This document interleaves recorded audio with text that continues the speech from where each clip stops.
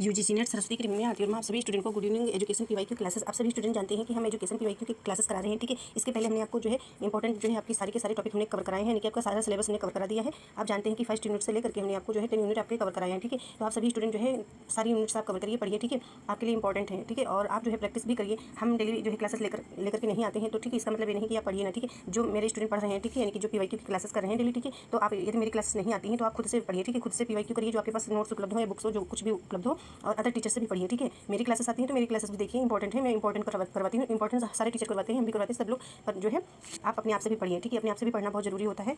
और इसके बाद और एक इंपॉर्टेंट सूचना हमको देनी थी, इसलिए हमने सोचा और क्लास बना देती हूँ, ठीक है, क्योंकि टाइम नहीं था हमारे पास थोड़ा। तो यहाँ पे हम बताना ये चाहते हैं आप सभी स्टूडेंट को, आप सभी जानते हैं कि आप जो है यूजीसी नेट का पेपर दे रहे हैं, जीसी नेट का पेपर दे रहे हैं, ठीक है, ठीक है। यूजीसी नेट का पेपर दे रहे हैं, तो इसका मतलब है कि आपको जो है असिस्टेंट प्रोफेसर बनना है, ठीक है। तो यूजीसी नेट का पेपर दे रहे हैं, तो यदि आप इसमें 3 जो है कैटेगरी में बटा हुआ है, ठीक है। एक तो आपका पीएचडी हो जाएगा, ठीक है, पीएचडी, एक होता है आपका नेट, ठीक है, एक होता है नेट और एक होता है आपका जीआरएफ, ठीक है। तो जीआरएफ एक जो है अधिक नंबर होते हैं तो आपका हो जाता है। तो यहाँ पे आप सभी स्टूडेंट जानते हैं कि एक जैसे कि पीएचडी कम नंबर आपके आएंगे तो आपका पीएचडी हो जाएगा, और अधिक थोड़ा नंबर होंगे तो आपका हो जाएगा नेट, ठीक है। और मतलब इससे भी अधिक नंबर होते हैं तो आपका जीआरएफ हो जाता है। कहने का मतलब है नेट जीआरएफ एक ही होता है, पीएचडी भी एक होता है। जैसे कि 100 क्यों कहूँ, जैसे कि आपका जो है कितने मार्क्स का होता है, 300 का होता है आपका, ठीक है, पेपर होता है पूरा टोटल, ठीक है। जैसे कि फर्स्ट पेपर आपका होता है 50 प्रश्न इसमें पूछे जाते हैं, सेकंड पेपर में आपके जो है 100 प्रश्न पूछे जाते हैं, ठीक है, जिसमें से आपको 200 नंबर मिलते हैं, ठीक है। और इसमें जो है आपको 100 मार्क्स मिलते हैं। तो कहने का मतलब ये हो गया कि आपको टोटल मिलाकर के 300 नंबर मिलते हैं, ठीक है। आप पेपर देते हैं यूजीसी नेट का, ठीक है। तो इसमें जब आप 300 का पेपर देते हैं तो इसमें जिसके नंबर थोड़े कम होते हैं, ठीक है, उसको पीएचडी मिलता है। मतलब सबसे हाईएस्ट जिसके नंबर होते हैं उसका जीआरएफ हो जाता है। फिर हाईएस्ट के बाद जो थोड़ा नंबर कम होता है उसका जो है नेट हो जाता है। उसके बाद जो नंबर कम होता है तो उसका जो है पीएचडी हो जाता है, ठीक है। 3 कैटेगरी में बटा हुआ है, ठीक है, यूजीसी नेट। तो आप सभी स्टूडेंट जानते हैं, तो आप पीएचडी में एडमिशन पाते हैं, ठीक है। इस प्रकार से होता है। जीआरएफ करते हैं तो आप रिसर्च के लिए क्वालिफाइड होते हैं, आपको सरकार पैसा भी देती है। और यहाँ पे आप देखिए एलिजिबल हो जाते हैं आप, ठीक है। जब आप नेट क्वालिफाई हो जाता है, जीआरएफ हो जाता है, तो एक ही सेम चीज़ें होती हैं, ठीक है। सर्टिफिकेट आपका जो है लाइफ टाइम जो है वैलिड होता है, कहते हैं ना। तो आप सभी स्टूडेंट को पता है। तो अब यहाँ पे और हम बताना आपको चाहेंगे कि जैसे कि आपका first paper and second paper ये हमने आपको बताया, जिसमें आपकी 10 यूनिट होती हैं, ठीक है। यूनिट इसमें भी आपकी 10 यूनिट होंगी, ठीक है, आप जानते हैं। और इसमें से 50 प्रश्न आपके पूछे जाएंगे, इसमें से 100 प्रश्न पूछे जाएंगे, ठीक है, इस प्रकार से। और इसमें जो है एक प्रश्न आपका जो है 2 नंबर का होता है, तो यानी कि 100 नंबर आपको मिलेंगे, ठीक है। 50 प्रश्न आप मतलब हल करेंगे, ठीक है, यानी कि सॉल्व करेंगे, इसमें से आपको 200 टोटल मिला करके आपके कितने होंगे, 300, ठीक है। इस प्रकार से इस यूजीसी नेट यहाँ पे नेट हो जाएगा, ठीक, यानी कि 300 का आपका मतलब हो जाएगा। टोटल आपके प्रश्न 150 यहाँ पे हो जाएंगे, यहाँ पे देखिएगा तो, ठीक है, इस प्रकार से। और यहाँ पे बताना हम ये चाहते हैं कि आप सभी स्टूडेंट जो है इसी बार जो है आपका नेट क्वालिफाई हो, ठीक है, नेट क्वालिफाई हो। जीआरएफ ना हो तो कोई बात नहीं, ठीक है, जीआरएफ नहीं हुआ तो कोई दिक्कत नहीं, ठीक है, कोई बात नहीं है, पर ये आपका नेट होना चाहिए। क्योंकि आप सभी स्टूडेंट जानते हैं कि अभी जो है वैकेंसी आने वाली है। वैकेंसी कौन कौन सी आने वाली है आप सभी स्टूडेंट को पता ही होगा, ठीक है, क्योंकि पढ़ाई कर रहे हैं, ठीक है। तो यहाँ पे आप जानिएगा, आपका यूपी में जो है वैकेंसी आने वाली है, आपको पता है, ठीक है। और आपको पता है यूपी में जीडीएस की जो आती है, क्या कहते हैं, ठीक है। तो ये कई वैकेंसी आपकी हो जाएगी, आपको पता है। और एक आपकी आएगी जीआईसी की, ठीक है, ये भी आपको पता है, जीआईसी की। और एक आपकी बिहार में आएगी, ठीक है, बिहार, ठीक है, बिहार वैकेंसी भी आने वाली है, आपने सुना भी होगा, ठीक है। तो यहाँ पे हम आपको बताना इसलिए चाहते हैं क्योंकि आपका नेट क्वालिफाई हो। मेन बात ये है कि आपको किसी भी तरीके से आपका नेट क्वालिफाई हो जाए। यहाँ पे देखिएगा, ये एक वैकेंसी आपकी आएगी, ठीक है, एक वैकेंसी ये आपकी हो जाएगी, एक वैकेंसी आपकी ये हो जाएगी। कहने का मतलब है 3 वैकेंसी आपको देखने को मिलेंगी, ठीक है। मतलब ये जो 25 चल रहा है, ठीक है, 2000 क्या कहते हैं 25, ठीक है, ये 25 हो गया और 26, इसी के बीच में आपको ये वैकेंसियाँ मिलेंगी देखने को, ठीक है, ये सारी, ठीक है, जो हमने आपको बता रखी है। आपको समथिंग दिख नहीं रहा होगा इसमें। तो नेट क्वालिफाई होना आपके लिए बहुत ज़रूरी है। तो 2025 से 26 और 27 भी रख सकते हो। तो इनके बीच आपको 3-4 वैकेंसी आपको मिलेंगी, ठीक है। 3 तो हमने आपको बता ही दी हैं, ठीक है, और बहुत सारी हैं। तो आपका नेट क्वालिफाई होना चाहिए इसके अंतर्गत, ठीक है। और इसमें जो है नेट जीआईसी, इसमें जो है आपका नेट एजुकेशन सब्जेक्ट है, तो आपका नेट नहीं मांगा जाएगा, ठीक है। नेट नहीं होगा तभी आप जो है फॉर्म फिल कर सकते हो, मतलब वैकेंसी जब आएगी, ठीक है। तो आप 11-12 के टीचर बन सकते हो जीआईसी में। एजुकेशन सब्जेक्ट में जो है बीएड मान्य नहीं है। अब जब वैकेंसी आएगी तो पूरा जो है कन्फर्म हो जाएगा, ठीक है। और इसके बाद यहाँ पे आप देखिएगा ये जो प्रश्न है, ठीक है, तो आपको डेली जो है आप सबसे पहले आपको जो है सारी क्लासेस देख लेनी है सभी स्टूडेंट को, ठीक है। और पीवाईक्यू में कराऊंगी, ऐसा नहीं कि मैं नहीं कराऊंगी, ठीक है, डेली कराऊंगी पीवाईक्यू, आप देखिए पढ़िएगा, ठीक है। और आप रिवीजन करते रहें, आप अपना जो है पूरा सिलेबस रिवीजन कर लीजिए, जो जितना जहाँ से पढ़ा है आपने उसको रिवीजन करिए, जो नोट्स है उसको रिवीजन करिए। और यहाँ पे प्रश्न करवाती हूँ, ठीक है, इंपॉर्टेंट। तो यहाँ पे देखिएगा प्रश्न है आपका सुमेलित करने का प्रश्न दिया गया है,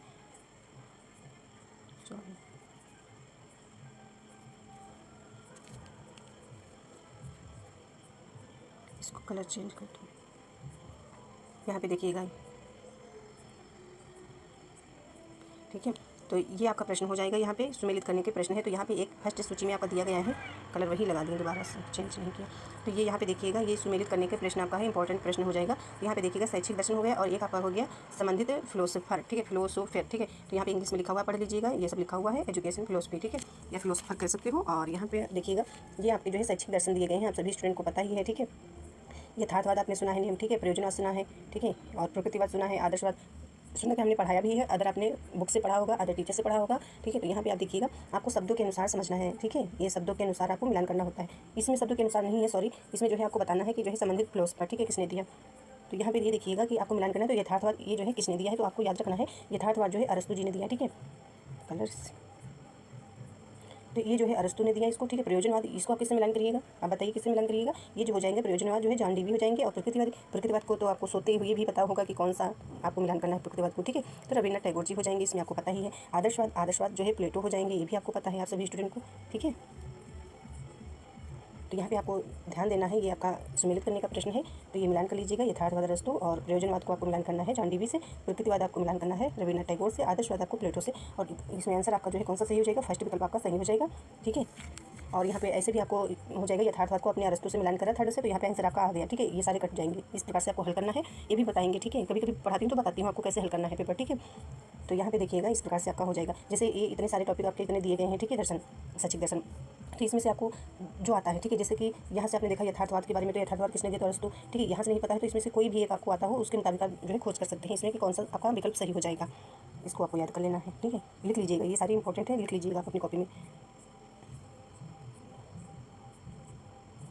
अब यहाँ से आपको देखना क्या है, यथार्थवाद के बारे में आपको जानना है कि क्या होता है। तो यथार्थवाद के समर्थक अरस्तु हैं, ठीक है। अभी आपने देखा यथार्थवाद, ठीक है, इससे तात्पर्य उस विचारधारा से है कि जो उस वस्तु यानी कि उस वस्तु एवं भौतिक जगत को सत्य मानती है, कि उस वस्तु और भौतिक जगत को सत्य मानती है जिसका हम ज्ञानेंद्रियों द्वारा प्रत्यक्ष अनुभव करते हैं, ठीक है, ज्ञानेंद्रियों द्वारा, ठीक है, प्रत्यक्ष। यथार्थवाद से आपको याद रखना है अनुभव करते हैं, पशु पक्षी मानव जल थल आकाश इत्यादि सभी वस्तुओं का हम प्रत्यक्षीकरण कर सकते हैं, ठीक है। ये पॉइंट्स यहाँ पे देखिएगा, पशु पक्षी मानव जल थल आकाश इत्यादि सभी वस्तुओं का हम प्रत्यक्षीकरण कर सकते हैं, इसलिए ये सभी सत्य हैं, वास्तविक है, ठीक है। वास्तविक जो चीज़ें होती हैं यथार्थवाद यानी कि सत्य, ठीक है, अरस्तु हो जाएंगे इसमें। प्रयोजनवाद से आपको समझना है क्या होता है, तो प्रयोजनवाद के समर्थक जॉन डीवी हैं, ये भी अभी आपने पढ़ा। शिक्षा में प्रयोजनवाद पर जॉन डीवी का विचार है कि सीखना अमूर्त ज्ञान और याद रखने के बजाय व्यवहारिक अनुभव और समस्या समाधान पर आधारित होना चाहिए। शिक्षा की प्रक्रिया अकेले नहीं होती है, ठीक है, यानी कि ये कहा गया है कि शिक्षा की प्रक्रिया अकेले नहीं होती है। और यहाँ पे देखिए याद रखने के बजाय व्यवहारिक अनुभव और समस्या समाधान पर आधारित होना चाहिए, बल्कि समाज में रहकर होती है। तो इसमें आपको पॉइंट्स कौन सा नोट करना है, शिक्षा की प्रक्रिया अकेले नहीं होती, कहने का मतलब है शिक्षा की प्रक्रिया जो होती है अकेले नहीं होती, समाज में रहकर होती है, प्रयोजनवाद, ठीक है, जिससे समाज के आचार विचार परंपरा संस्कृति ज्ञान विज्ञान सभी कुछ समझा और ग्रहण किया जा सकता है। इस प्रकार से प्रयोजनवाद मतलब आप जानते हैं प्रयोजनवाद से,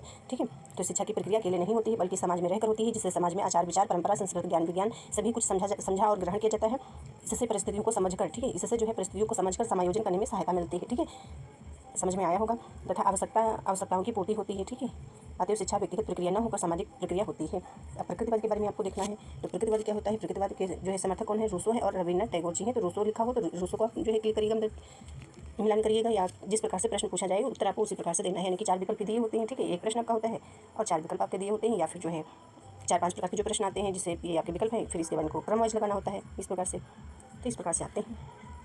तो यहाँ पे प्रकृतिवाद के बारे में आपको देख लेना है, तो रविन्द्रनाथ टैगोर जी हो जाएंगे। प्रकृतिवाद के अनुसार सर्वोत्तम शिक्षा का स्वरूप जो है कृत्रिम वातावरण होता है, यानी कि प्रकृतिवाद से आपको समझ में आ ही रहा होगा ऐसे ही, ठीक है, कृत्रिम वातावरण द्वारा नहीं, ठीक है, इसमें बोला गया सर्वोत्तम शिक्षा का स्वरूप कृत्रिम वातावरण द्वारा नहीं वरन प्राकृतिक वातावरण द्वारा ही निर्मित किया जाता है, ठीक है, प्राकृतिक, ठीक है, इसमें बताया गया, यानी कि कृत्रिम नहीं होगा। कृत्रिम मतलब आप जानते ही हैं, ठीक है, बनावटी जो कहते हैं आर्टिफिशियल जिसे बोला जाता है, मानव निर्मित जो होते हैं, कृत्रिम वातावरण नहीं होगा। और प्रकृतिवादी परंपरा शिक्षक की आलोचना करता है, प्रकृति की ओर लौटो का नारा देता है। इनकी मानता है कि बच्चे को स्वयं के अनुभव के आधार पर सीखना चाहिए, यानी कि स्वयं के आधार पर, ठीक है, प्रकृतिवादी, ठीक है, अपने मतलब बच्चा अपने आप से सीखे, ठीक है, प्रकृति के अनुसार सीखे, स्वयं के अनुभव के आधार पर सीखे। शिक्षा करते समय अध्यापक को सरल से कठिन की ओर, यानी कि सरल से यहाँ पे बोला गया है, सरल से कठिन की ओर और ज्ञात से अज्ञात की ओर और अनिश्चित से निश्चित की ओर जो है मूर्त से अमूर्त की ओर शिक्षण के सूत्रों का प्रयोग करना चाहिए। तो इसमें प्रकृतिवाद में जो बोला गया है, इसमें बताया गया कि जो है जो क्या कहते हैं अनिश्चित से जो है निश्चित की ओर, यानी कि सरल से जो है कठिन की ओर जो है बच्चों को सीखना चाहिए, सूत्रों का प्रयोग करना चाहिए जो आप सिखाएं बच्चों को। और इसके बाद आप देखिएगा यहाँ पे ये आपका हो जाएगा आदर्शवाद, ठीक है, आदर्शवाद के समर्थक कौन है, प्लेटो हैं, ठीक है, अभी आपने इसको भी देखा।